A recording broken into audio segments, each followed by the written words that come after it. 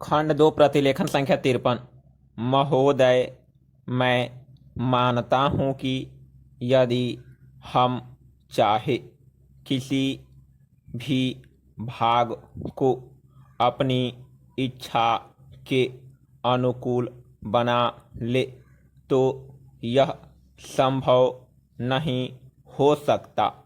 किसी भी देश में जितने लोग बसते हैं उन लोगों के हृदय में जो भावनाएं पैदा होती हैं, उनमें जो विचार उठते हैं, उन्हीं से भाषा निकलती है। हिंदी कहिए या हिंदुस्तानी, दोनों ही हिंदुस्तान में पैदा हुई और आज भी चल रही है। इसलिए मैं सदा से यह बात कहता आया हूँ कि किसी विदेशी शब्द को अपनी भाषा में न घुसने देने का विचार बिल्कुल गलत है।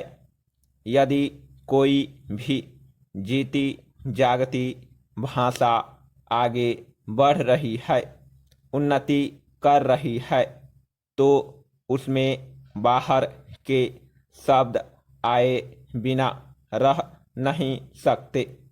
यदि आप अंग्रेजी भाषा के किसी भी शब्दकोश को खोल कर देखें तो उसके अंत में 20-25 पृष्ठ परिशिष्ट के जोड़े जाते हैं। उन पृष्ठों में अंग्रेजी भाषा में जो नए नए शब्द आते हैं वे ही दिए जाते हैं। कुछ दिन हुए मुझे चैम्बर्स का एक पुराना शब्दकोश मिल गया। मैंने देखा कि आज का चैम्बर्स शब्दकोश पुराने शब्दकोश से दुगुना मोटा था। पिछले 60 वर्षों में जितने नए शब्द लिए गए वे सब नए शब्दकोश में थे। विदेशी भाषा के जो शब्द प्रचलित हैं, यदि उन्हें निकाल देने का प्रयास किया गया तो भाषा का रूप ही दूसरा होगा।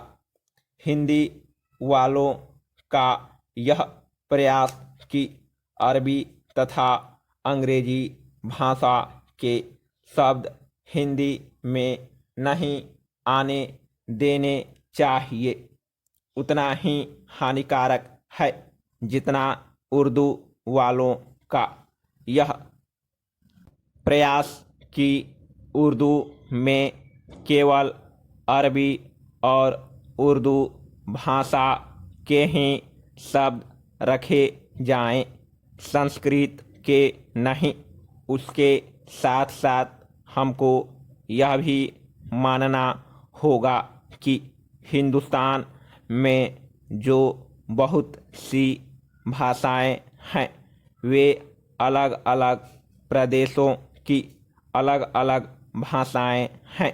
जैसे उत्तर भारत में मराठी, गुजराती, हिंदी, बांग्ला, उड़िया तथा असमिया और दक्षिण में तमिल, तेलुगु, मलयालम तथा कन्नड़। इन सब भाषाओं में संस्कृत के बहुत शब्द हैं।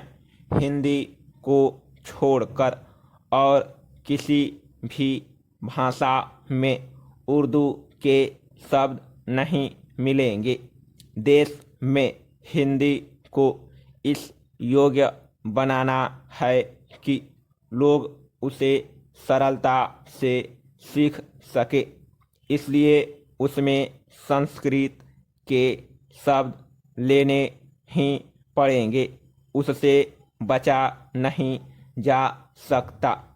हमारे संविधान में हिंदी की व्याख्या इस प्रकार दी गई है कि हम उसी भाषा को हिंदी मानते हैं जिसके मूल में संस्कृत है।